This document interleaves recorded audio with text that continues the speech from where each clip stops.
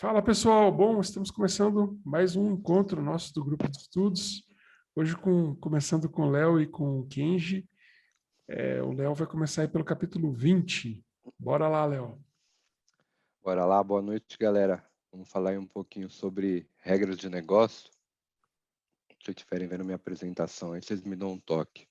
Já estamos vendo. Show de bola. Falar um pouco aí sobre regras de negócio, né? As regras de negócio, né? Ou procedimentos que geram economia para a empresa, né? Que a gente pode chamar até, muitas das vezes, de processos, né? Essas regras ou processos, né? Que podem gerar e economizar recursos financeiros, mesmo que não sejam implementados em um computador ou em um software, que não sejam automatizados, né? A gente pode chamar isso de regras cruciais para os negócios, né? Que elas existiriam mesmo se a gente não tivesse um software ou um sistema para executá-las, né? Então,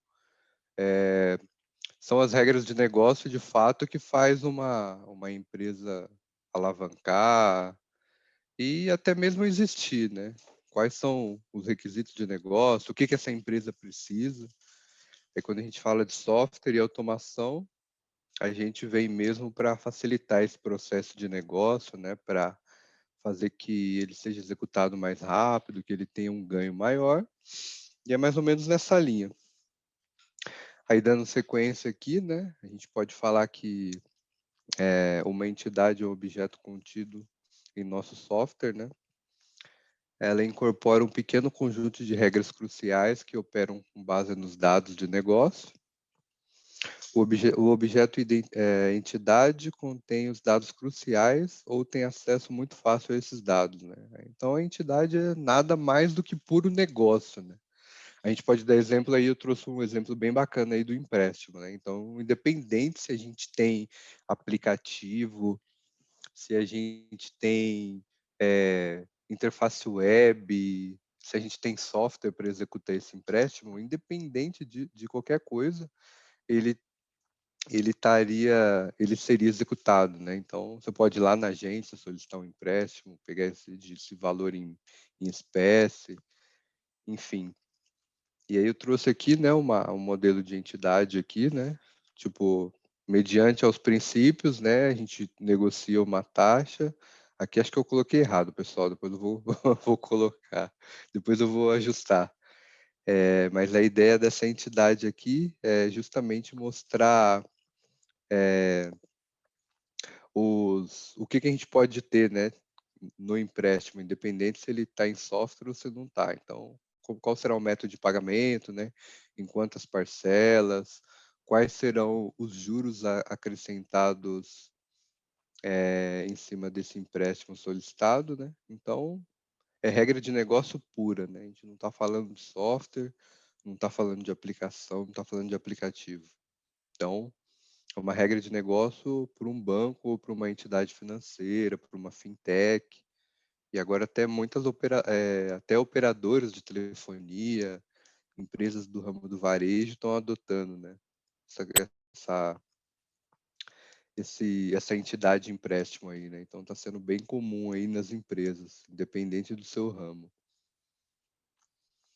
E aí a gente pode falar um pouco também, né, das regras de negócio no que tange a casos de uso, né?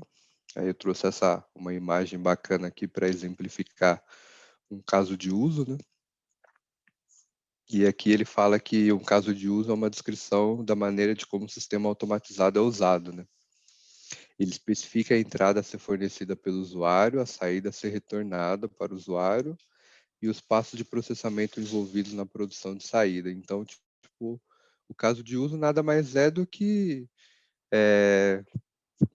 um usuário ali fazendo interações e processos automatizados no software, né? Então, até aqui, tipo, cadastrar cliente, abrir uma conta corrente, fechar uma conta corrente. Então, são tudo regras de negócio que o usuário executa, né? E aí isso a gente pode chamar de caso de uso. E aí também, né, um caso de uso descreve as regras de negócio específicas da aplicação, diferente das regras cruciais de negócio contidas nas entidades. Então, o caso de uso ele é um pouco diferente, né? Não é uma regra necessariamente crucial, mas a gente pode se dizer que ele é a, que é a interface e muitas das vezes o que aquele usuário vai executar, né? E o que ele vai executar, o que ele vai fazer, como ele vai fazer, mais ou menos nesse sentido. Aí dando sequência aqui, a conclusão, né? E aí depois eu quero comentar com vocês aí sobre um case que eu trouxe aqui, bem bacana, para a gente discutir. Mas a conclusão da regra de negócio, né, que ela de fato é a razão, né, da existência do software, né, pois sem ela é a funcionalidade central, né. Então, tipo, eu só tenho software, eu só tenho uma aplicação porque eu tenho uma regra de negócio, eu tenho um problema de negócio para resolver, né. Aí a gente entra naquele cenário.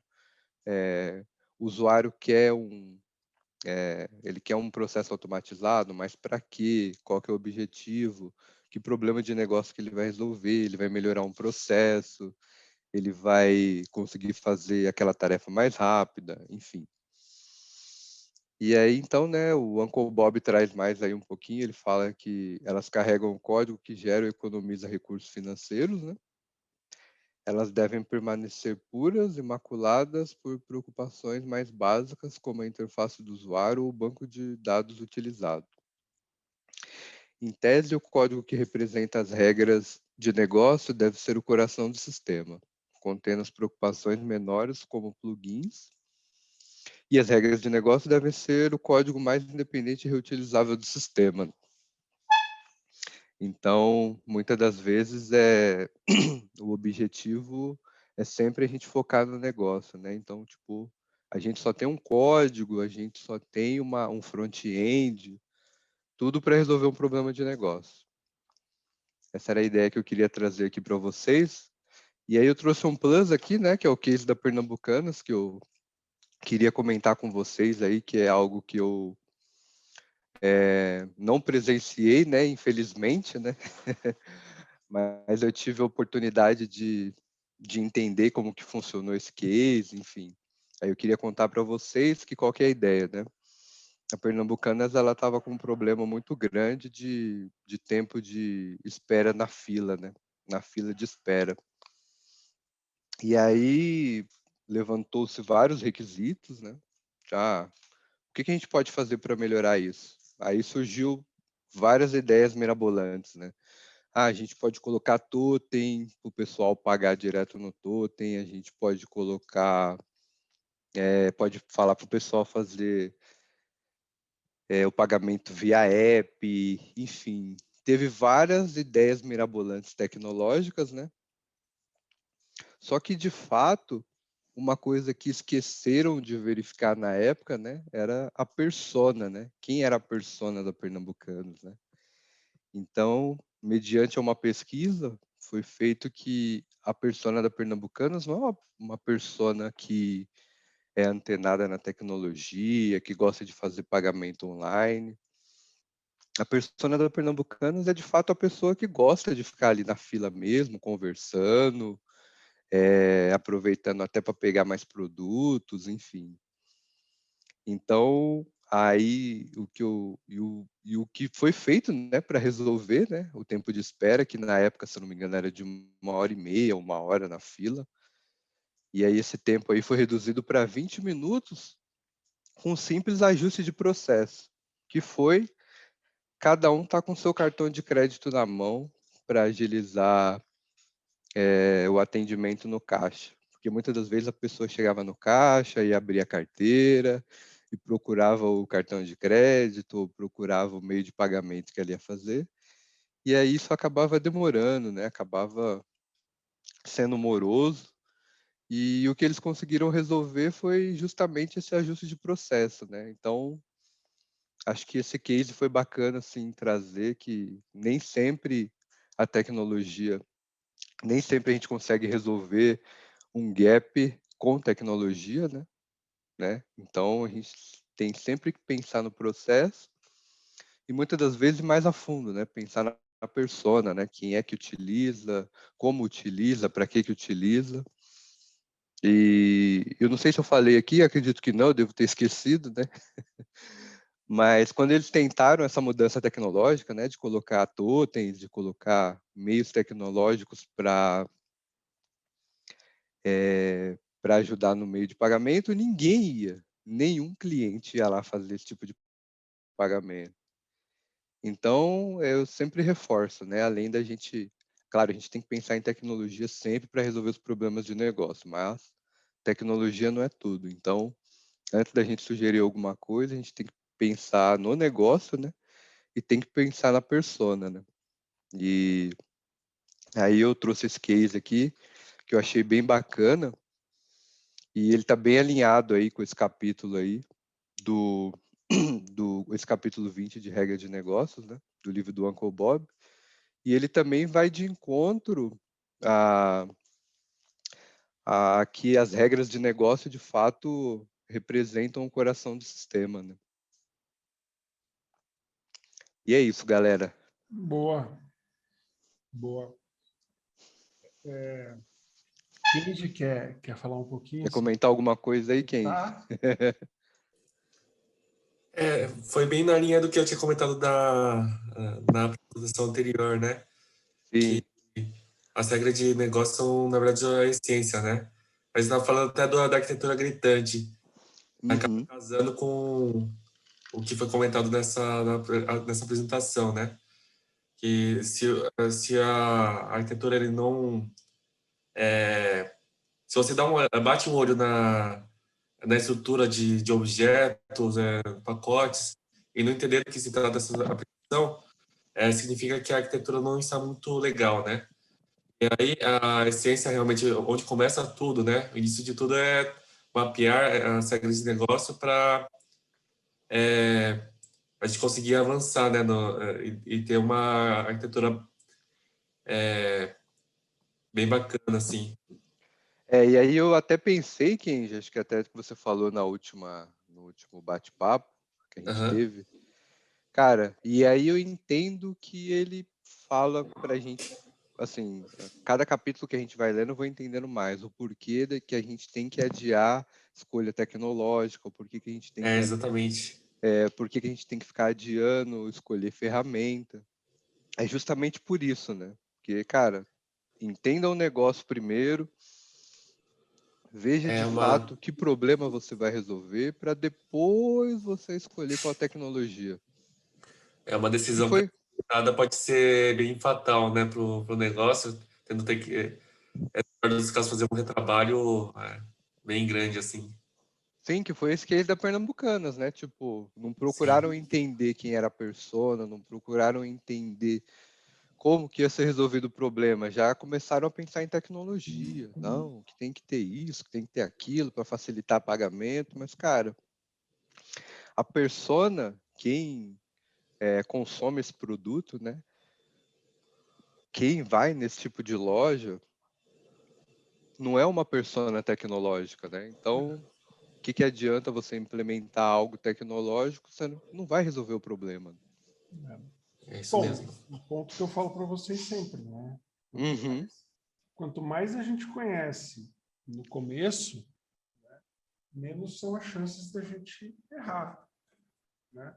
Se você não conhece nada do teu negócio no começo, se você não conhece, e aqui, ó, percebe quem tem informações de quem é a persona? A gente está falando de persona aqui. Quem sabe? Quem Uhum. conhece persona? Negócio, rapaz. Não só. Eu vou te falar que negócio não é tão bom assim de persona, cara. É, Sabe quem saca mais ainda de persona? opa, quem? Marketing. Marketing. Ah, verdade, né? Que lá no levantamento dos RAs a gente comenta sobre o avatar, né? Bem lembrado. Exatamente. O cara que sabe, porque tipo assim, por que o marketing conhece tanto da persona? E hoje em dia, né, quando a gente fala de arquitetura aqui, cara, eu coloco como obrigatório falar com uma área de marketing ou com alguém que faça vendas, entendeu? Ou área de marketing Uhum. ou vendas. Porque não tem cara que saca mais do cliente que vai usar a aplicação do que marketing. Ou o pessoal de vendas. Não tem, cara. Não tem. Não tem. Eu garanto para você, não tem. O cara de negócios, muitas vezes o cara... Eu já vi cara de negócios que era extremamente assim, Zé, né? O cara achava... Enfim, foi contratado como analista de negócios ali, né? De repente até com uma cabeça mais antiga em relação ao negócio, que não estava antenado, de repente, no que era o novo avatar ali da companhia, né? O foco novo e tal. E fez um desenho todo pensando naquilo, cara. No avatar antigo, na visão dele de o que seria melhor para o negócio. Aí não dá certo, né? Não dá certo. Sim. Acontece o que aconteceu aí na Pernambucana. Você acha que não tinha um analista de negócio aí? Um Certeza software que da tinha. Pernambucanas? Você acha que não tinha? Tinha. Mas faltou falar com pessoas importantes, né? Tipicamente aí, ó, marketing ou outras áreas, né? Então, dá para jogar nas costas do desenvolvedor, cara. É aí que eu falo, né? Muita gente fala, a arquitetura está morrendo, né? Eu já vi gente falando isso. Daqui a algum tempo não tem mais arquiteto. Assim como não tem mais banco de dados, né? DBA, daqui a pouco não vai ter mais arquiteto. Cara, como? Como que você joga tudo nas mãos de um desenvolvedor e fala, cara, você tem que pensar em tudo, em arquitetura, em negócios, em segurança. Persona. Nossa, não dá, cara. E outra, esse cara ele tem que pensar em estudar, ele tem que pensar em tecnologias novas, ele tem que pensar em muita coisa. Imagina para um desenvolvedor tá hoje em dia, né, tá atualizado. Cara, é foda. Tem muita, todo desenvolvedor Node, seu pacote Node.js saiu 300 por dia. Difícil, né, cara? Não dá, entendeu? Esse cara, ele vai se preocupar com o técnico. Se não tiver alguém que fale as duas línguas e não procure, por isso que a gente fala tanto do papel do arquiteto, né, a importância. E postergar decisões, algumas dá, né? Na verdade, várias dão para a gente postergar, mas não são todas, né? Como é que se começa? Imagina, ó, a gente vai começar a desenvolver um software do zero, e aí eu vou falar, não, vou esquecer totalmente tecnologia. Só vou desenvolver a partir de negócio. Quando tiver todo o negócio desenvolvido, eu vou pensar em tecnologia. Caraca, cara, você imagina a quantidade de mock que você vai ter que colocar para banco de dados, para cache, para todas as outras coisas ali para fazer um... Enfim, aí você vai focar nas telas lá. E aí tela já tem tecnologia, né? Que você vai ter que escolher qual tecnologia você vai fazer, se vai rodar mais, vai ter mais recursos em server-side ou client-side.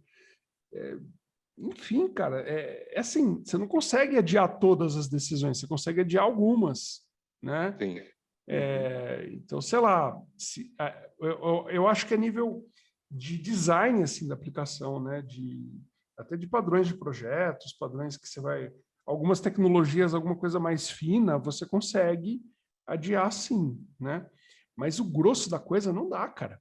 Pô, qual banco? Banco relacional, Arquitetura não de relacional. negócio. Então, arquitetura de negócio meio complicado.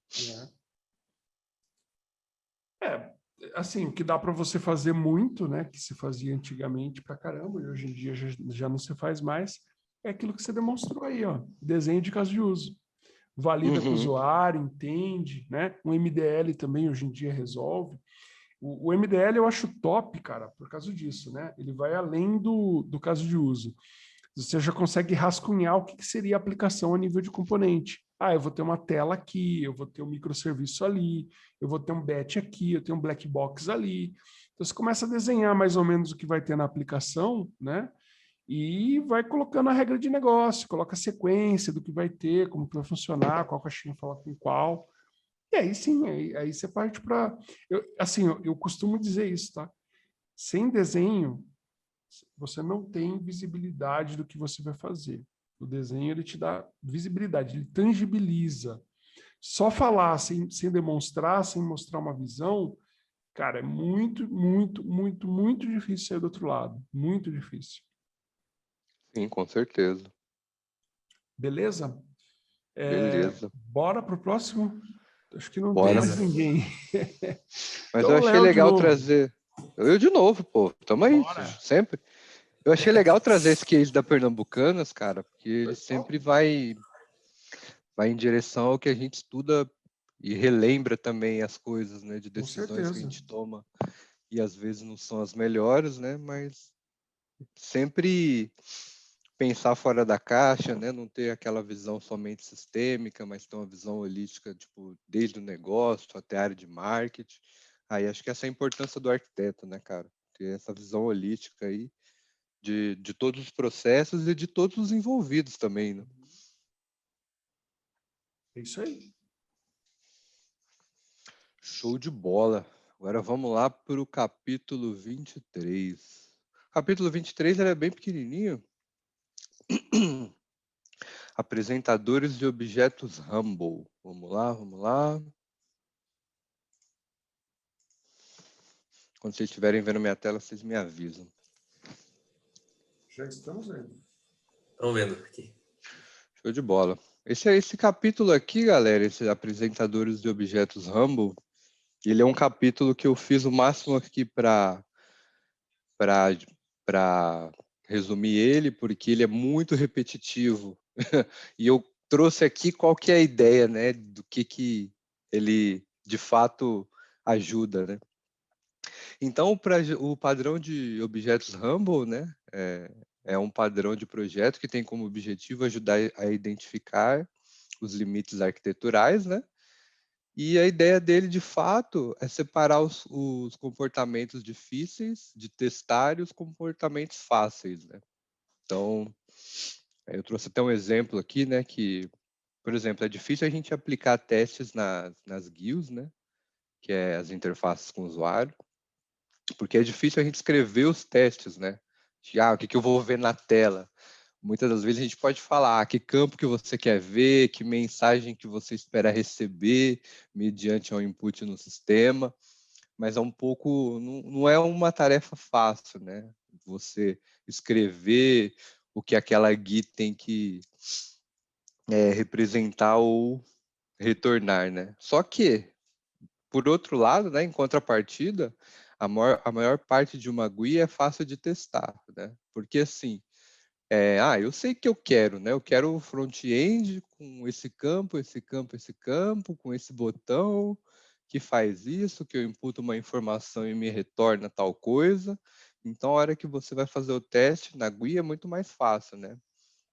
E aí, o Uncle Bob traz aqui, né, que usando o padrão Humble, a gente pode separar os dois tipos de comportamentos, né, em duas classes diferentes, chamadas apresentadores e visualizadores, né? Então, e essa é a ideia, né? Então, a gente vai ter a parte mais difícil de testar, né, de escrever os cenários de teste, e a parte mais fácil, que muitas das vezes é a apresentação. E aí, dando sequência aqui, né, já concluído, né, que é um capítulo bem curtinho, ele traz aqui também que a gente pode encontrar o padrão de objeto Humble escondido perto de cada limite arquitetural. A comunidade por esse limite quase sempre envolve algum tipo de estrutura de dados simples, e o limite geralmente separa algo difícil de testar de algo fácil de testar. O uso desse padrão em limites arquiteturais aumenta muito a testabilidade do sistema inteiro. E aí eu trouxe aqui um desenho bacana aqui sobre testes, né? Que ele mostra a cadeia de teste como um todo, né? Tipo, desde testes unitários até teste de componentes, teste de integração, teste de sistemas. E aqui eu acabei de perceber que faltou um muito importante, que é o famoso teste de regressão, né? Então, a partir do momento que eu estou fazendo a minha cadeia de testes aqui para ver o que vai funcionar, eu não posso esquecer do meu teste de regressão para saber que se o que já estava funcionando permanece funcionando, né? E aí esse capítulo aqui é bem curtinho mesmo, né? Mais ou menos para falar essa separação aí do que é mais fácil de testar, do que é mais difícil, né? Essa é a ideia desse padrão de Humble. E aí eu trouxe também esse desenho aí para mostrar o tipo de testes, né? E também nunca esquecer dos testes de regressão, né? Eu já fui QA, já sofri muito com isso, né? Pegava uma funcionalidade para testar e testava aquela funcionalidade, beleza, show de bola, funcionou. A hora que ia para produção, ferrou. Por quê? Pô, Léo, mas cara, e aquele negócio que dependia disso daí que você testou, parou de funcionar. Eu falava, pô, velho, mas como que eu vou saber? Cara, para isso existe um cara chamado teste de regressão, né? Então, é sempre bom lembrar aí do teste de regressão. Acho que foi até bom eu não ter colocado aí no desenho, que eu lembrei da vida real, né? E sempre quando você está fazendo um teste unitário, um teste de componente, um teste de integração, sempre olhe para os testes de regressão e valide a cadeia como um todo, né? Essa é a ideia aqui desse capítulo, pessoal. Bem Principalmente se curtinho, né? tiver automatizado, né? Cara, se tiver automatizado, pior Melhor ainda. ainda. É. Boa.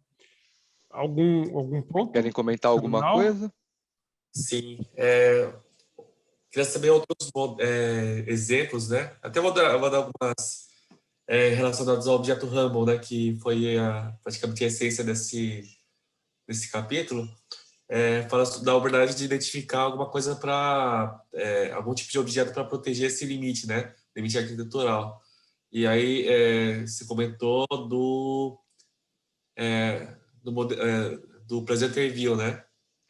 Isso, ele fala para a É, gente separar os apresentadores dos visualizadores, né? tem esses dois padrões, né? Ele O fala para a presenter. gente, todo no capítulo como um todo, ele sempre frisa para a gente colocar a fronteira arquitetural entre esses dois caras, né? E aí É, o o, que... Opa, pode falar. o apresentador, né? Que é o presenter, ele, na verdade, contém a lógica, né? Enquanto É como o se fosse o visualizador back-end, vai para a gente. é back-end e front-end, né? Uhum. Outros exemplos aí fora desse contexto aí também, por exemplo, os ORMs, o gateway, né, de banco de dados, de integração, né, para proteger a camada lá de integração web service, REST, são outros exemplos aí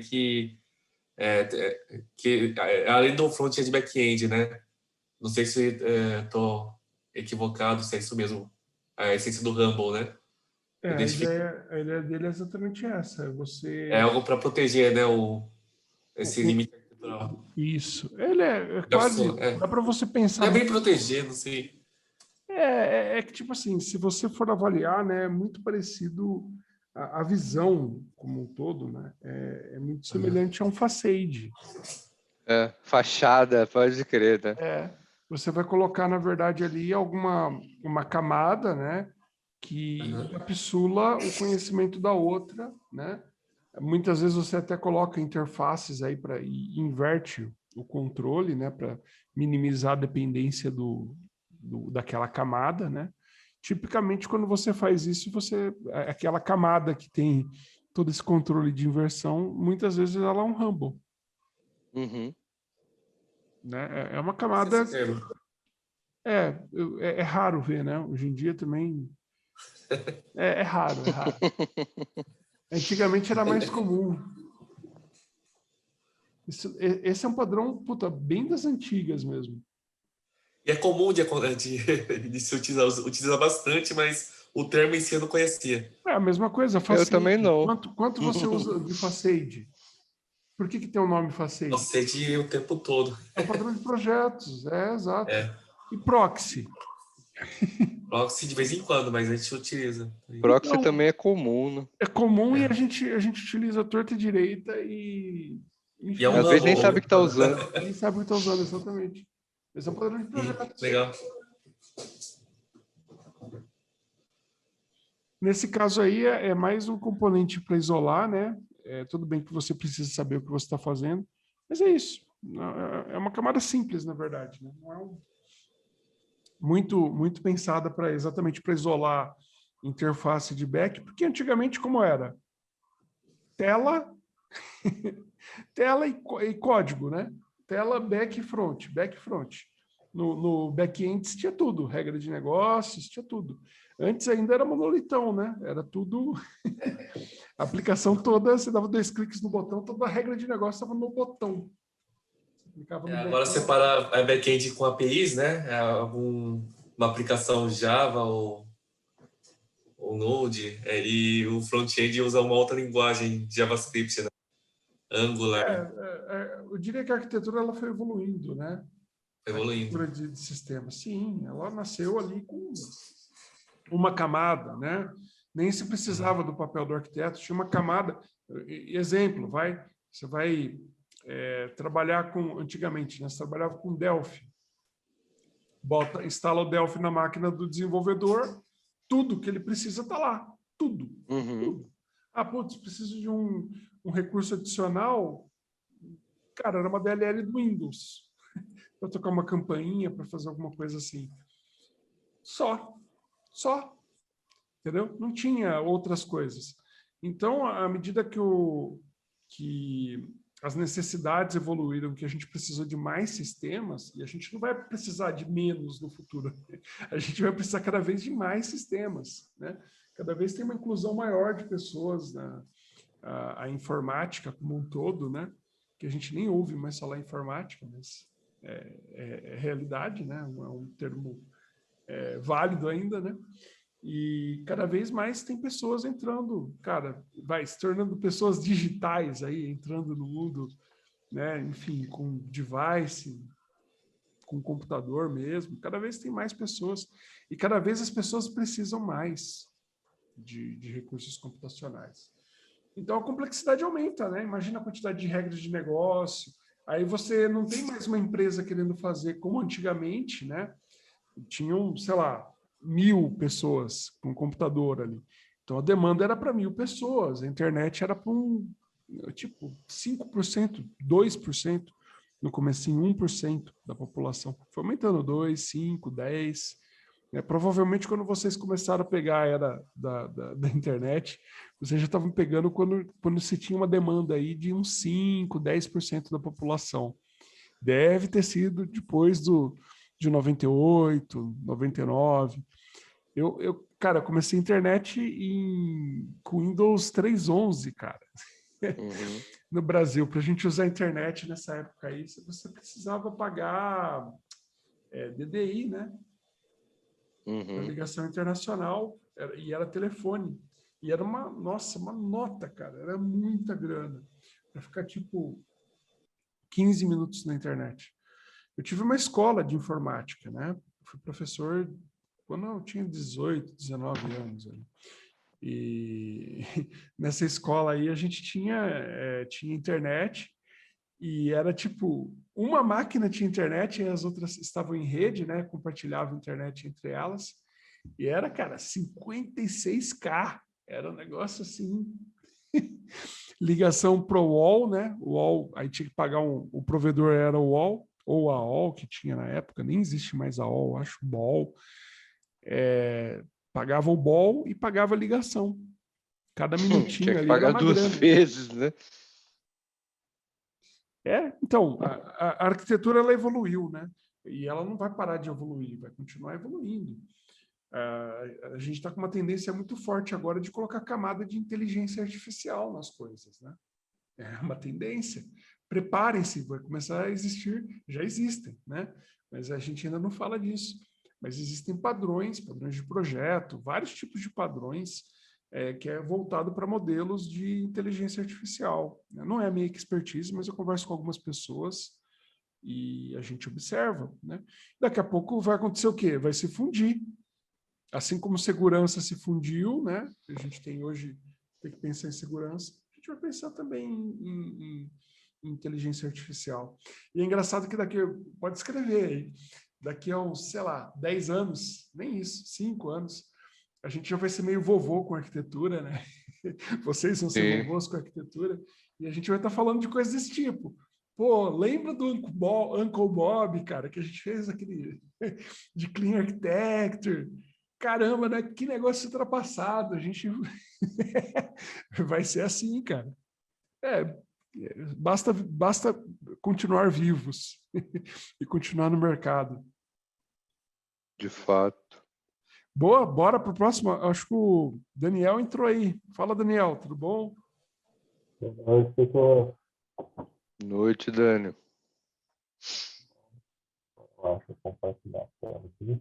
Daniel chegou, já pega batata quente, que acho que o Léo pulou a tua vez. Foi mal, Dani. Eu tinha mandado a mensagem para ele falando que eu Você falou que ia atrasar um pouquinho, né? E engatei a quinta aqui, rapaz. É que eu estava em reunião, gente, foi mal. Não teve jeito de sair antes. Bora lá, Daniel? Tá com tudo no esquema aí? Tá tudo automatizado ali. Então, faca na caveira. Tá habilitado já para compartilhar. Se você tiver material para compartilhar, né? Fica à vontade. Vamos lá. Estão vendo a minha tela? Sim. Pois é. Vamos lá. Meu capítulo ficou o capítulo 22, né? De arquitetura limpa. Então, de todas as características, de todas as arquiteturas disponibilizadas por ele lá, que é hexagonal, arquitetura monolítica, né? E teve algumas duas citadas lá que eu particularmente não conhecia, fiquei até curioso na questão do livro. Ele fala que todas essas arquiteturas eles têm algumas características em comum. Elas seriam a dependência de frameworks, né? Que seria a parte de isolamento, né? De frameworks de terceiro. O isolamento dessa camada garantindo a sua testabilidade, a não dependência da UI, né? E a não dependência também de bancos de dados ali na sua camada core de entidades, de casos de uso, e a não dependência de qualquer agente externo, né? Agente externo ali, ou seja, um serviço de envio de SMS, isso ficando tudo agnóstico à sua arquitetura. Ele provê esse exemplo de arquitetura, onde a gente vê que o nível mais alto, que seria as entidades aqui, como se fosse aquela torrezinha de Hanoi, né? A camadinha onde as entidades ali, elas estão no papel mais alto, né? No nível mais alto de abstrações, de negócio, né? De enterprise business, de regras, que são as regras de negócio. Os casos de uso ali, eles estão orquestrando as entidades de negócio para conclusão para finalizar, como que eu posso dizer, para estar executando em caso de uso mesmo, uma finalidade ali, certo? Um requisito. Os controllers ali, os graders, os presenters, eles estão fazendo um papel de adaptadores de periféricos, né, de device, interfaces de web, databases, são chamadas de repositórios e todas as partes externas. Tem até um exemplozinho aqui na parte aqui que ele demonstra, né, o uso dessa indireção, né, dessa dependência, o que é mais externo, dependendo daquilo que é mais interno, e nada que é interno tendo interferência do que é externo, ou seja, a linha de dependência de fora para dentro. Ele cita até um exemplo de caso que você tenha as entidades de negócio dependa de algo externo, usa-se o princípio de inversão de dependência, né, para que você não polua isso. Então, a regra do Clean Architecture, ela está na questão de dependências de código-fonte, deve depender apenas para dentro, na direção das políticas de nível mais alto. Seria exatamente a questão da imagem, ou seja,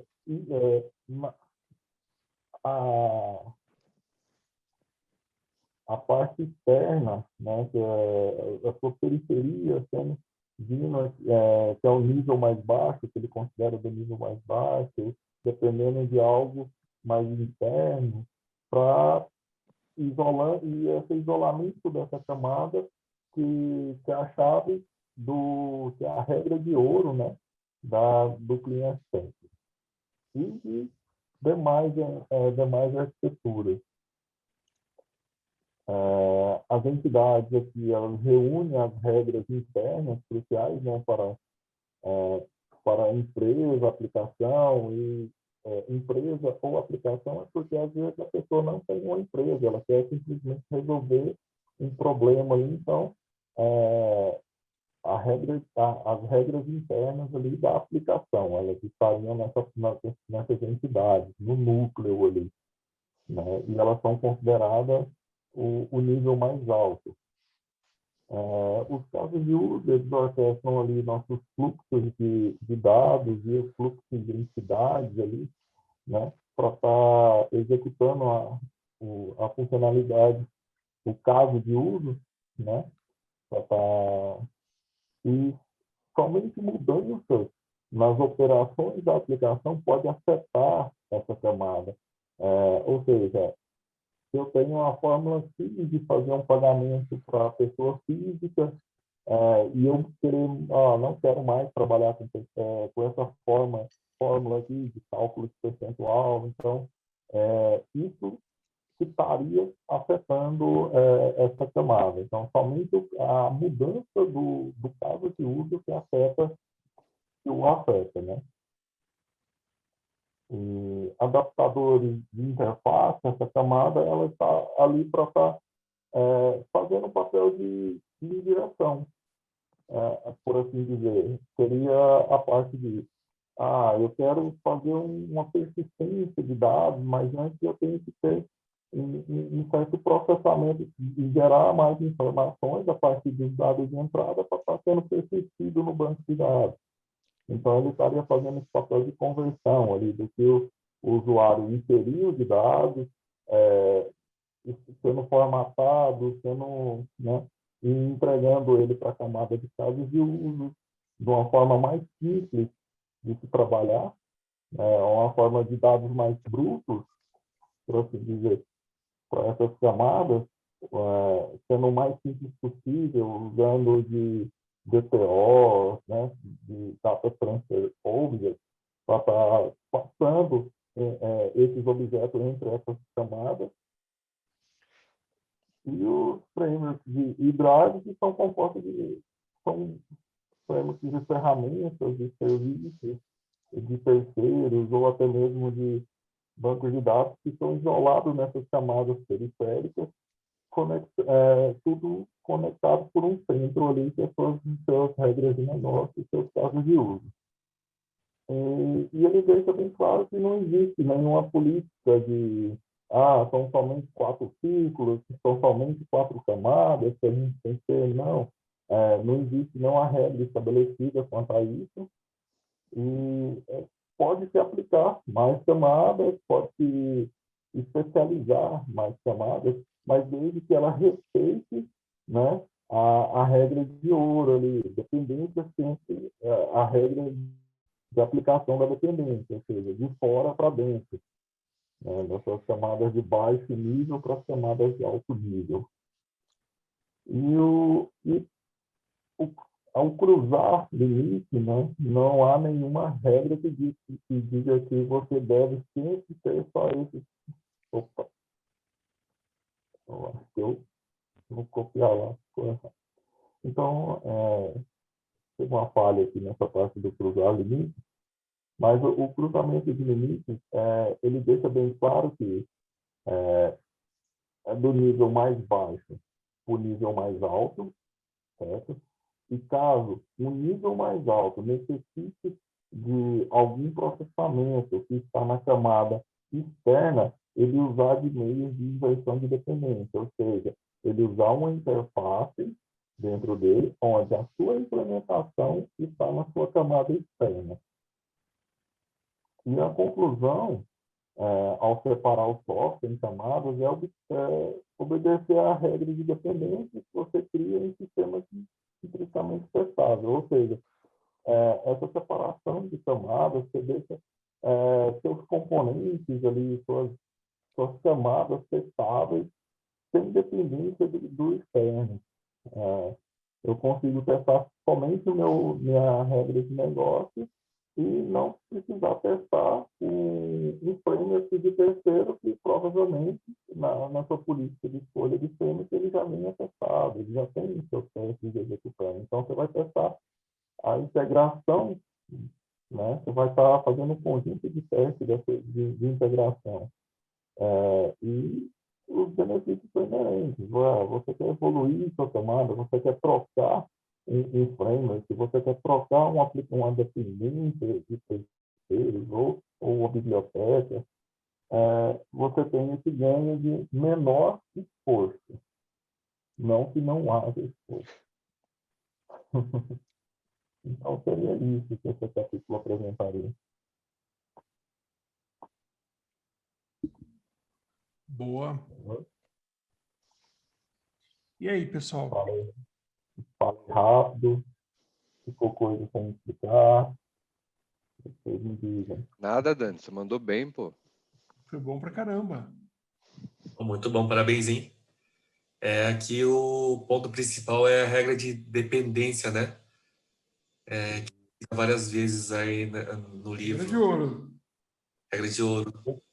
A aderência de baixo nível para alto nível e os princípios de inversão de dependência, caso haja a necessidade de um alto nível precisar de execuções de baixo nível. E aí esse é uma regra de ouro, né? Só que é bem desafiador na prática, né? Uhum. Aí, quando você tá com um time, depende assim também do nível de maturidade do time, né? Porque a gente acaba estruturando, por exemplo, essa arquitetura em camadas de uma aplicação, né? Hexagonal, DDD, algum outro tipo de conceito dessa forma, né? E aí é muito fácil de quebrar e fazer essa invasão de camadas, quebrando essa regra de dependência, né? É uma camada de alto nível chamando um objeto da camada de baixo nível. Isso pode acontecer se não tiver um certo discernimento sobre a arquitetura. Por isso que é bom ter um acompanhamento, né, para até garantir, né, que essa regra não seja tão violada, né? Ou aí, isso na verdade é bem desafiador, né? Eu não sei se tem algum outro tipo de estratégia para garantir que essas regras serão seguidas devidamente, né? Vou falar para você que a estratégia básica disso daí é capacitar as pessoas, conversar com as pessoas, treinar as pessoas a usarem, né? Mais do que isso, Realmente há saca? sim. Eu vejo isso como uma ferramenta que você tem que saber usar, né? Você tem que saber usar, você tem que saber aplicar, porque é um material que eu vejo que é o básico para uma equipe, mesmo ela sendo estagiária, certo? Então, você tem que ensinar ali um treinamento de orientação a objeto e você sabe também que a ponderação é sempre um benefício, né? Quanto mais camadas você aplicar em uma arquitetura, mais complexidade você está dando a ela. Sim. Certo? E o outro fato também que eu vejo muita gente... É até estranho, né? A gente ouvir falar assim, muito difícil de se aplicar, porque isso para mim vem de uma base tão bem consolidada na parte de orientação ao objeto, na parte de princípio, na parte de grafo, né? Porque eu vejo muita gente falando também de princípios dos princípios de Solid, mas poucas pessoas lembram lá do grafo, né? Dos tipos de objetos existentes, qual são o comportamento de cada objeto ali, já bem definido, objeto de serviço, você tem coesão, acoplamento, né? Então, eu vejo muito falta disso, né? As pessoas já veem muito de... Pessoas com muita dificuldade, elas vêm muito ali vem muito do amadorismo, na questão de, copiei um exemplo de que o cara fez e ele resolveu dessa forma, essa é a melhor maneira do mundo de se fazer. Meio que essa inocência que carrega no pensamento. Eu falo para você que eu já tentei aplicar algumas vezes o padrão, ao pé da letra mesmo, e acho que eu tive êxito em uma, e eu acho que já não é mais êxito. De algumas vezes que eu tentei, uma eu tive êxito, porque assim, fantástica, cara. As pessoas... assim, eu acho que uma coisa que é legal, né, para o arquiteto, quando ele consegue ter autoridade, né? Quando ele perdeu a autoridade, já era. Enquanto você tem autoridade, né? O que é autoridade? Né? Autoridade não é um negócio de você chegar, as pessoas olharem e baterem continência para você, fazerem do jeito que você quer e acabou. Não, não é isso. É autoridade no sentido de ser ouvido, né? Das pessoas colocarem você como parte da equipe e não você como um cara que está ali para negar ou para complicar a vida, para colocar problemas, né? Porque é um estigma, tá? Isso acaba... a gente tem que tomar bastante cuidado com isso. Muitas vezes a gente coloca pontos como esse. Eu chego ali falando de arquitetura hexagonal. Se você coloca, conhecendo as variáveis que você tem, principalmente em relação a time, né? O que eu tenho de time, o que eu tenho de capacidade, né? E mais do que isso, né? A galera gosta de aprender, a galera tá do meu lado. Legal, né? Se eu tenho isso, é muito mais fácil de repente, eu trazer um conceito, uma arquitetura hexagonal, entendeu? De repente, ninguém conhece um bando de júnior ali, a galera quer aprender, tá com sangue nos olhos, você tem autoridade, cara, momento perfeito para você fazer uma parada dessa. Agora, indica um negócio desse, né, para um time que não vai conseguir seguir, com time to market curtíssimo, vai sair zoada a aplicação, né? E aí a melhor coisa que você tende a fazer é tomar as grandes decisões, as mais importantes para tentar garantir a longevidade da aplicação, né? Tomar elas direito, né? Que tem gente que abre mão do desenho e vai para a tecnologia. Tem muitos arquitetos, eu conheço vários, assim, que falam, não, cara, o importante é ser feito em Java. Caralho, cara, não, o importante é o desenho. A tecnologia você faz em Node, você faz em .NET, você faz em qualquer... Agora, e aí? Vai ser microcomponentizada, vai ser monolítica, vai ser semi-monolítica. Enfim, a gente vai usar a orientação a microservices do jeito que é para ser mesmo. Ou a gente vai fazer só um back-end de serviços, a gente vai usar SOA. Por que não? Tá? Demonizado hoje, mas é um paradigma válido, cara. Entendeu? Uma modularização aplicacional válida. Por que não? Né? Pode ser, se fizer sentido, se a empresa for toda orientada a serviços. Tudo que a empresa faz, o business dela é serviço. Você vai falar para o cara que SOA não é uma boa para ele? E hoje em dia você tem... antigamente, demonizado hoje, porque antigamente você tinha limitação de escala, né? SOA era um problema para isso, porque era tão complexo, as regras e tudo mais, tinha um service bus que era super pesado. Enfim, tinha problema de escala, né? Precisava de componentes pesadíssimos como o service bus, hiper complexo, para dar um pouquinho de escalabilidade, né? E é isso, gente. Eu acho que hoje em dia escolher uma escolha dessas, né? E que também não adianta se pegar para fazer meia boca. Você pode conhecer os padrões, pode conhecer o conceito e pode tentar focar em colocar o que interessa, né? Aonde realmente dá para colocar. O ideal é fazer bonitinho, né? Uma puta de um puta de um padrão arquitetural. Vale muito a pena implementar desse jeito, né? Como o Uncle Bob fundamentou tanto até aqui, ele tem razão, tá? O grande problema é cara, não adianta você querer operar o cérebro de uma pessoa com recém-formados de medicina. Você precisa ter os caras que, no mínimo, entendem, né, mais profundamente da anatomia do cérebro, né? Senão não dá, né? Senão não dá. Se você não tiver um time com um pouquinho mais de senioridade e que compre, né, aí já era. Porque também tem outro problema, tá? Às vezes você tem um time com muita senioridade e a galera te vê como um problema, como um obstáculo, como um inimigo. Não, esse cara tá falando pra gente colocar isso aqui, por quem que é esse cara, né?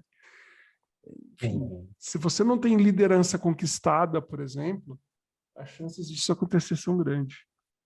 Sim. Beleza? Sim, é o ponto crucial, né? Então, é o papel do arquiteto ali, trabalhar uma arquitetura para que menos mão de obra seja necessário para estar tocando o projeto.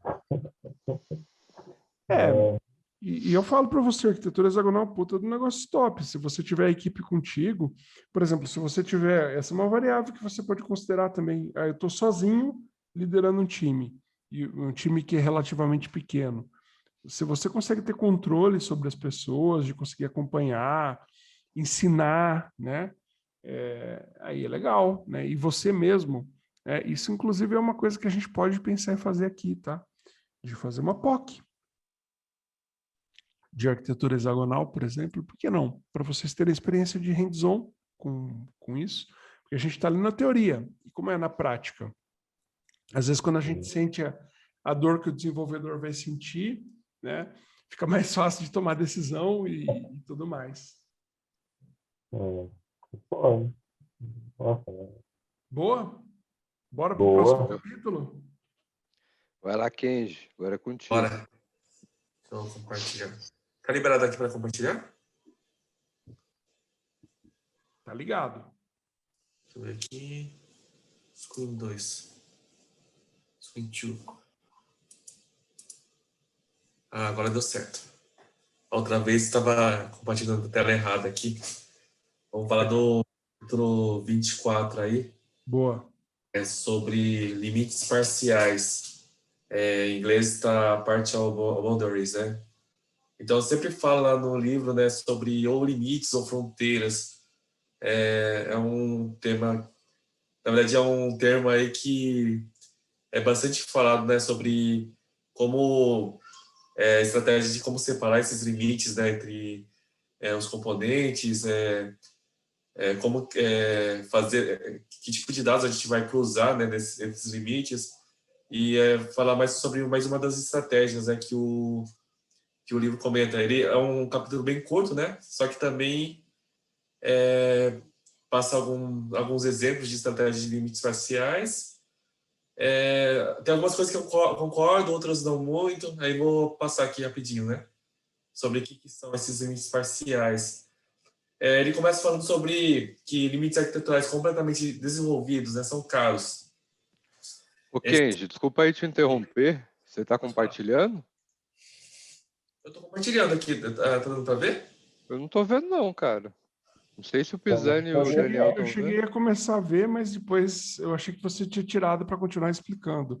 Chegou a aparecer, mas sumiu. Sumiu? Share. Será que tá aí? Tá aparecendo de novo agora. Eu Boa. vou tentar de... Agora sumiu. Igual da outra vez. Peraí. Começou e sumiu. Share. Tá indo agora? Sim. Agora sim. You are screen sharing. Agora sim. Agora sim. Tô no slide certo aqui, né? Então, fala assim, que os limites arquiteturais completamente desenvolvidos são caros em termos de tempo de projeto, preparar a infraestrutura e manutenção. O que são esses limites arquiteturais completos, né? Que o livro comenta. Na verdade, seriam módulos totalmente independentes, até em termos de componentes totalmente apartados, né? E o livro comenta que desenvolver isso em dois, três componentes, é mais caro, porque cada um precisa preparar toda a infra, né? a parte de deploy, várias coisas que você tem que fazer em cada módulo específico.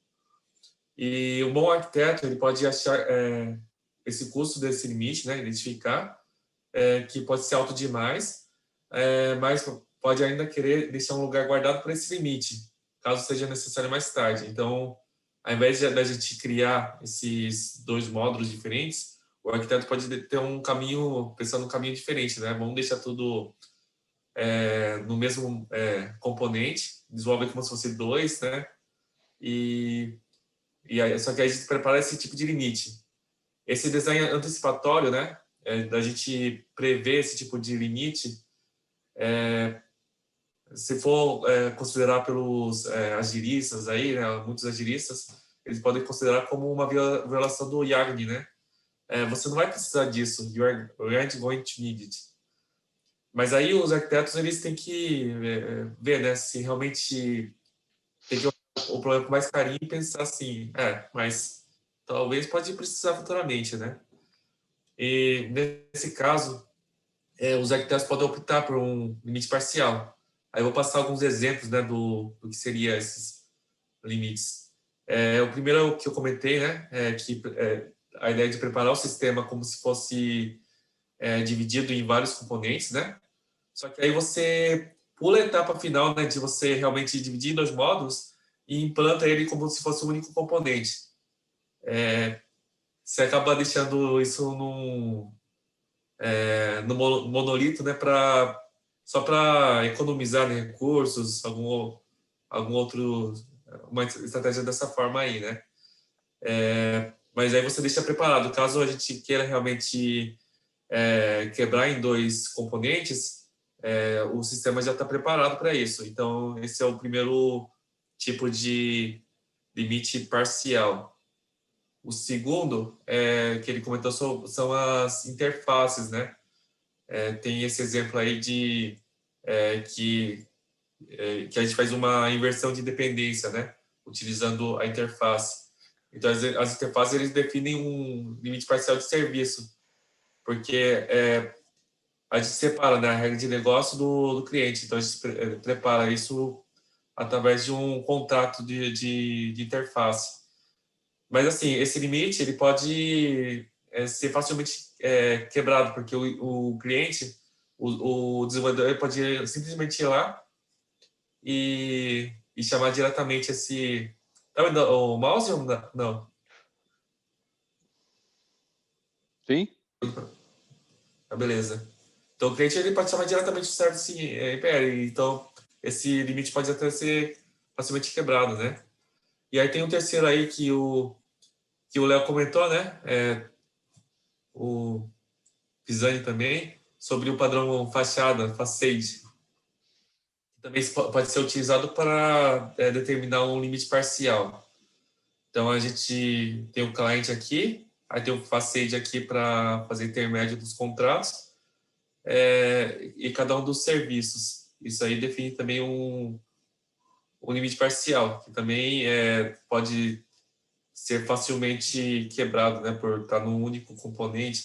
O cliente chama diretamente o service. Nada impede isso de acontecer, né? Então, aí cada abordagem de limite parcial é um capítulo bem curto, né, também. Então, cada abordagem de limite parcial ele possui um conjunto de custos e benefícios. Só que nem eu comentei, né, pode ser fácil violar esses limites. Então, implementações dos serviços podem ser chamadas diretamente pelo cliente ou no código, e os devs ou até arquitetos têm que eles devem ter mais cuidado ou cautela para evitar esse tipo de situação. E aí cabe ao arquiteto definir um local que pode haver um limite arquitetural no futuro. E, consequentemente, determinar se a implementação desse limite é total ou parcial. Aí tem um ponto aí que parece, na verdade, o limite parcial seria uma abordagem, uma ferramenta, né, para auxiliar o arquiteto numa decisão, né? Só que tem a questão também de ter bastante cuidado, né, de acaba inflando muito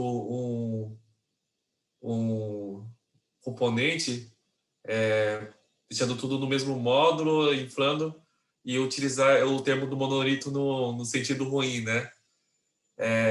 Porque hoje foi bastante popularizada a questão dos microserviços, né? Foi por isso que tem coisas que realmente eu concordo, que eu acho legal, né? Como ferramenta de arquitetura, só que tem que tomar bastante cuidado com esse tipo de abordagem, né? Para quando a gente está desenvolvendo ou arquitetando um sistema, tomar cuidado para deixar tudo num único módulo. Ou então, a gente simplesmente identificar as regras, joga tudo no mesmo módulo, entendeu? Eu acho que seria uma coisa que tem que tomar bastante cuidado. Mas é legal, assim, caso a gente tenha realmente restrição de custos, né? Por exemplo, os pods lá na cloud já estão quase estourando o orçamento e a gente não conseguiu, né? Tem que realmente economizar custos. E aí você deixa preparado o seu componente aí para deixar preparado esses limites parciais, né? Com alguma dessas estratégias que eu comentei. E aí, futuramente, quando tiver um orçamento maior, a gente faz um refactoring de forma simples para separar. Aí isso na verdade, o uso desse tipo de abordagem, né? E é isso. Esse tema é bem curto, tem os prós e contras, né? Que tentei explicar. É isso. Alguma dúvida? Boa, cara. Boa. Bem legal. Muito bem explicado. Pessoal, alguém quer complementar? Das outras vezes o senhor Kenji puxou. Vamos lá, gente. Vamos. Todo mundo entendeu 100% o conceito? Deu para entender aí? Ficou confuso? Parcial? Deu sim, gente. Muito bom. Muito boa a explicação. Isso tudo, né? Não tem nem o que. Sim, eu não tenho nem o que salientar, o que ressaltar, né? Estou bem explicadinho. Eu achei já um tema um pouco polêmico, né? Porque ele tende a falar sobre esse limite parcial como se fosse, sabe, uma ferramenta que poderia ser utilizada sempre, né? Não sei se ficou tão claro assim. Uhum. Recentemente, essa arquitetura de microservices está ganhando bastante popularidade e os limites parciais ele vai meio que ao contramão desse tipo de coisa, né? É mais assim para quem realmente está procurando algum tipo de economia de custos ou tempo também, né? Porque é mais rápido fazer tudo no único componente. Sem dúvida nenhuma, é mais rápido fazendo um único componente. Não é... Mas assim, a manutenção o problema de fazer no único componente, né? Que as violações de limites podem acontecer mais facilmente e, consequentemente, também manutenção vai ficar mais difícil, né? Por isso que algumas coisas forçam de realmente separar em dois componentes diferentes, né? Eu vejo essa separação no livro, né? Ele cita até essa separação de componentes quando eu quero ter responsabilidade e até mesmo equipes, né? Trabalhando em componentes diferentes, sem muito conflito entre eles, né? Ou seja, desde que não haja quebra de interface, você tem duas equipes trabalhando assim, razoavelmente tranquila, né, nos dois módulos, né? Nessa separação. Hoje em dia a gente tem serviços, né, microserviços, que aí já é uma separação também, né, eu vejo como uma separação também.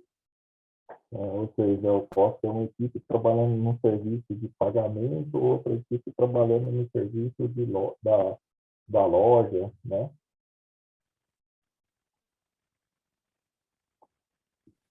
Então, mas esse tipo de conceito, quando a gente começa a falar até de microcomponentes mesmo, né? Quando a gente fala de componentes, microserviços, por exemplo, a gente também pode por uma abordagem como essa, né? A gente pode começar com uma visão, de repente até usando mocks em alguns pontos, né? Como a gente estava falando ali, é uma forma de você conseguir adiar decisões, né? Você deixa, de repente, mais acoplado, mas já com viés de desacoplar, né? De criar camadas adicionais, por exemplo.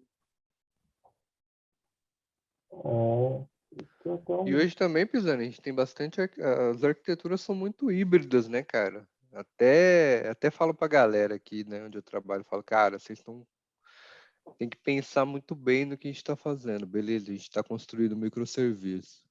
Mas onde você está implementando esses microserviços? Ah, e vai rodar os 3 no EC2. Falei, cara, então não é microserviço, velho. São serviços, porque está dentro de uma máquina, se essa máquina cair, já era seus microserviços. Então. Tem muito exemplo aí de microservices que conecta num banco de dados só, né? Então, muito relativo, né? Aí se o banco cair, e aí? Né? Então, é um microserviço? Mas você não tem os benefícios do paradigma, né? Enfim, da abordagem como um todo ali, a gente tem uma série de pontos que são ganhos, né? Por exemplo, de escalabilidade. Por que você trabalha com microserviços, né? Para que você usa essa abordagem de desenvolvimento? Tipicamente para duas coisas, né? Na verdade, três. Uma é escalabilidade, né? Escalabilidade de aplicação. Você conseguir colocar mais máquinas uma do lado da outra ali, né? Conseguir escalar a aplicação. A outra é disponibilidade. Diferente de escalabilidade. Disponibilidade é sim. estar de pé, né? Então, eu posso poder derrubar uma parte da aplicação e manter ela funcionando, né? Eu troco troco a asa do avião com o avião voando. Tiro um microserviço do ar, sem derrubar o avião, coloco outro para substituir, né? Então, disponibilidade, escalabilidade. E o terceiro é o quê? Quantidade de desenvolvedores fazendo a aplicação, implementando. Porque quando você coloca mais pecinhas, componentes isolados, é mais fácil de você desenvolver com um volume grande de pessoas. Agora, se você não tem um volume grande de pessoas ali, aliás, se você tem uma aplicação com menos camadas, né, e principalmente camadas tiers, né, que a gente chama, que é a camada mais física, né, os módulos e tudo mais, o que vai acontecer? Eu vou ter disputa de código, né? Eu vou ter merge, aí começa a ter aquelas dores de cabeça. E aí o custo de você mergear um módulo com 2 pessoas já é grande. Com 3, cara, é exponencial o volume de código que está sendo produzido, né? É exponencial o merge, né? A complexidade de merge, de correção de problemas. Colocou uma quarta, uma quinta pessoa mexendo no mesmo código, olha o tamanho do problema, né? Então, quando você fala de microcomponentizar, você fala, não, beleza, um microserviço está com o Léo, outro com o Kenji, outro com o Pisani. Se tiver 2 pessoas mexendo, é o risco, o problema de mergear ali, de fazer, enfim, né, testes e tudo mais, em cima de um microserviço, não de toda a aplicação, né? Entende? Então, são os ganhos que a gente tem com microcomponentização. De repente se buscou isso. Eu tenho lá uma única máquina. É que a real, na real é assim, hoje, no mercado. Netflix usa, a Amazon usa, o mercado usa, todo mundo usa. O vizinho usa, então eu também vou usar. Entendeu? Vários clientes que eu tenho, vários, e não é só cliente, quando eu estava no mercado também, vocês vivenciam isso. O pessoal quer saber o que o outro está fazendo. né? E muita gente quebra a cara com isso, porque o outro não necessariamente mostra os buracos que ele caiu, ele quer mostrar a Ferrari. Ele não quer mostrar se ele se matou de trabalhar para ter a Ferrari. Ele quer mostrar que ele tem a Ferrari, entendeu? Então, as pessoas querem mostrar cases, coisas legais para fazer o quê? Branding. Branding é um negócio fortíssimo. Então, não é legal você já viu alguma empresa chegar e colocar ali, fazer um meetup, promover algum tipo de participar, fazer uma palestra e falar de um caso que deu problema, que deu ruim, que não funcionou? Eu nunca vi. Entendeu? As pessoas fazem esse tipo de coisa por network e branding, né? E na hora que elas estão fazendo branding, elas vão, cara, funcionou, não sei o que, tal, encanta todo mundo. Aí, beleza, eu também quero. E aí, nesse sentido do eu também quero, dá bosta pra caramba. Dá muito ruim, cara, dá muito ruim. Porque a realidade de um cliente, né, de uma empresa, é totalmente diferente, por mais que ela seja o mesmo segmento. É diferente. Tem cultura, tem parcerias, tem o conhecimento técnico de pessoas, senioridade, e por aí vai, tem muitos detalhes, né? Muitas vezes um detalhe até do avatar ali, da persona digital, é diferente do cara que come McDonald's para o cara que come Burger King, né? Então, eu falei tudo isso, mas quando a gente está falando de um componente mais robusto, e mesmo quando a gente está falando de microcomponentização, a gente não foge de ter componentes robustos. Eu duvido que tem uma aplicação inteira, né, não vai ter um componente ali que tem queries mais pesadas, que tem, enfim, um processamento mais intenso ali, de controle transacional e tudo mais. Tem que ter, né? No final das contas, o processamento de dados, né? Uma aplicação, ela processa dados, né? Eu acho que o Uncle Bob fala isso, eu não lembro se é no capítulo que a gente já viu ou se é mais para frente, mas o Uncle Bob fala isso. Uma aplicação, ela faz o quê? Processa dados, né? Ela vai pegar um input de um usuário ou de alguma fonte, vai transformar aquilo de alguma maneira, vai processar, né? E vai armazenar. Então, a gente tem 3 grandes steps, e esses 3 steps, eles precisam ter qualidade, tá? Eu preciso ter qualidade na hora que eu obtenho a informação, eu preciso ter qualidade no processamento da informação, eu preciso ter qualidade no armazenamento da informação. Para quê? Para que depois, na hora que eu for fazer uma busca dessa informação e um reprocessamento para tratar esse negócio e devolver para o usuário, também aconteça legal. A ida e a volta tem que ter qualidade. Então, a gente tem que conhecer muito bem os caminhos, né? E nesse contexto, só para fechar, as peças do meio aqui, a gente pode sim pensar em padrões, a gente pode sim pensar em formas de desacoplar ela, né? Para poder tomar decisões tardias ou aplicar padrões mais complexos à medida que for necessário, tá? Vou dar um exemplo. A gente fez para um dos clientes, na verdade tem mais de um cliente hoje fazendo framework com a gente, criando um framework para ele. E nos 2 casos, em alguns componentes, a gente botou um adaptador ali, aplicou o padrão de projetos Chain of Responsibility e colocou um componente. Então, por exemplo, para cache, em um deles, a gente botou em memory, colocou em memória, salvando em memória. O microserviço não vai funcionar com cache. Não, claro que não. Porque eu vou colocar vários microserviços e o cache não necessariamente vai estar presente. Talvez eu tenha reset desse serviço. Mas eu não quis tomar ainda a decisão de qual vai ser o componente de cache, porque a gente ainda não fez uma TC, não fez nada assim para chegar à conclusão de que aquele componente, qual é o componente de cache correto. Entendeu? Então, esse é o tipo de coisa que a gente considera, né? É um dispositivo, percebe? Eu apliquei um padrão, eu coloquei uma camada, né? Para adiar a minha decisão. Então, por hora funciona, o desenvolvedor consegue implementar, dá bom, né? e na hora que eu quiser tomar efetivamente minha decisão final, ou se eu for mudar de ideia no futuro, eu tenho um componente já que é usado, mas eu não sei se ele é o melhor, no futuro eu vou mudar. E aí eu preparei minha aplicação para isso. Então, preparar a aplicação para mudanças, aonde dá, né? Tem lugar que é impossível, é ótimo, tá? É ótimo. Lembrem-se, trade-off, tá? Quando eu faço uma aplicação flexível, eu pago um pedágio.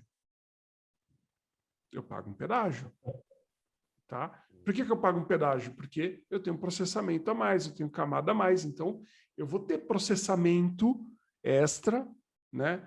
Provavelmente, em muitos casos, eu vou ter até latência adicional, né?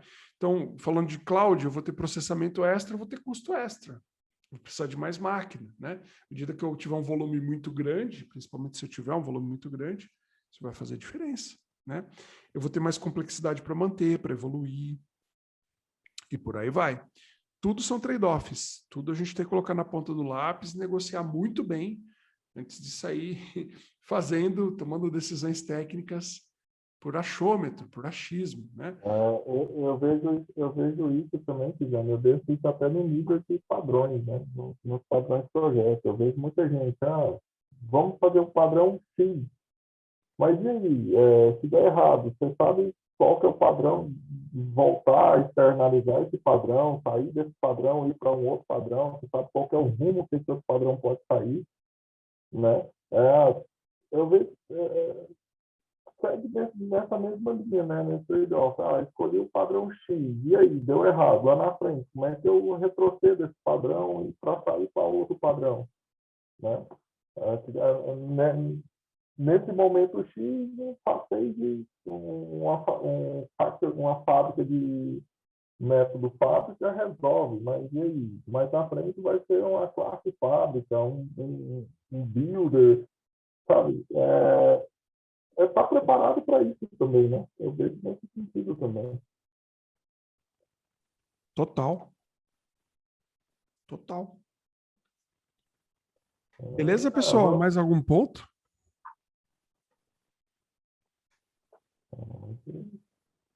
Para mim, gerou. Entrou pouca gente hoje, né, cara? Cara, mas isso aí... Ela terminou bem mais cedo aqui também. Eu curti bastante, foi bem dinâmico hoje. A gente, enfim, entramos a fundo em vários pontos aqui. Pisani não falou tanto, né? Deixou vocês falarem um pouquinho. Pessoal, vamos terminar o próximo encontro. Deixa eu só passar um recado para vocês. Não na semana que vem, na outra, a gente vai ter um evento aqui da ARC, né? Que é para a gente trazer novos alunos aqui para a gente também. E, junto com isso, eu adoro fazer esse tipo de evento, né? Legal pra caramba. A gente, enfim, troca figurinha com várias pessoas, conhece um monte de gente nova. Então, nesse contexto, não na semana que vem, na próxima, a gente não vai ter um encontro, tá? Não vou conseguir fazer, porque vai competir exatamente com o horário do evento, tá? E dessa vez ele tende a ser online, ou boa parte dele vai ser online. E também fica o convite para vocês participarem, que vai ser um evento bem legal, bem top. A gente está preparando bastante conteúdo para ele, né? E não só conteúdo, mas também exercícios para o pessoal participar, né? A gente está com um viés diferente, que vai começar a refletir também nos nossos conteúdos aqui tanto o grupo de estudos, né? É que o Kenji é novo aqui. Na verdade, eu acho que todo mundo que está aqui é novo, né? É da segunda, terceira turma aí. Antes a gente não tinha esse tipo de dinâmica, né? Com tanta participação, e a gente está aumentando isso cada vez mais, então a gente vai levar isso para o evento também, né? A ideia é que a gente leve para o evento e comece a fazer cada vez mais esse tipo de coisa por aqui. Porque só conteúdo digital é aquela coisa, galera, a gente observa isso, né? As pessoas compram o curso, muitos nem vão até o final, começam, se empolgam e depois abaixa ali, para de usar, né? E quem que eu observo aplicando, né? Tem várias pessoas que reportaram para a gente, né? Muitos não dão testemunho, não falam, mas em particular me procuram e conversam comigo. Falam, caraca, cara, eu fiz esse negócio, eu estou aplicando a metodologia está funcionando, está dando resultado. Várias pessoas, né? Então, assim, só que muitas também não saem do lugar. Eu fico meio frustrado que eu me sinto vendendo o curso da Udemy. Aqueles vendedores de curso de Udemy, né? Eu fiz bastante também no passado. Mas você fazia, cara, ninguém abria, nem eu abria o curso. Tinha 1% de taxa de adesão ali para pegar e fazer, né? Assim, o objetivo não é esse. O objetivo é a galera executar, colocar em prática, né? Até para a gente evoluir a metodologia, transformar isso numa comunidade, né? E aumentando a comunidade. Então é isso, tá? A gente estamos evoluindo, né? A gente continua evoluindo metodologia, continua evoluindo tudo. Só que essa semana a gente vai ter esse gap aí, tá? Não vai ter como. A gente pensou em várias outras formas de, sei lá, diminuir, né? Fazer antes o nosso grupo, mas aí a gente vai ficar limitando, cerceando o tempo. Cara, não é legal. O legal é a gente fazer do jeito que a gente está fazendo aqui. Precisa passar do horário? Passa. Tem mais gente, a gente mergulha, vai tirando todas as dúvidas. Acho que legal é assim, né? Então, cara, são capítulos muito top que a gente tem pela frente aí. Massa?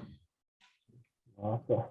Bom, Tem problemas. quem pega aí os próximos capítulos? A gente tem 25, 26 e 27. Todo mundo pega? Todo mundo Bora lá. pega aqui. Bora lá. Bora A lá, 27 então. é mais longa. A 26, 27 é o mais, acho que é o mais longo mesmo. 26 é curtinho, né? É, 25 acho que é camadas e limites, não é isso? camadas e limites. É 25, 26, 27? Isso aí. Eu pego 25, então. 15, Pego 25. 26. Léo, Pode ser? que pegou duas hoje. E aí 27 Na verdade, a Daniel. outra eu já tinha feito, né? Que era da semana passada, que não deu tempo de apresentar. É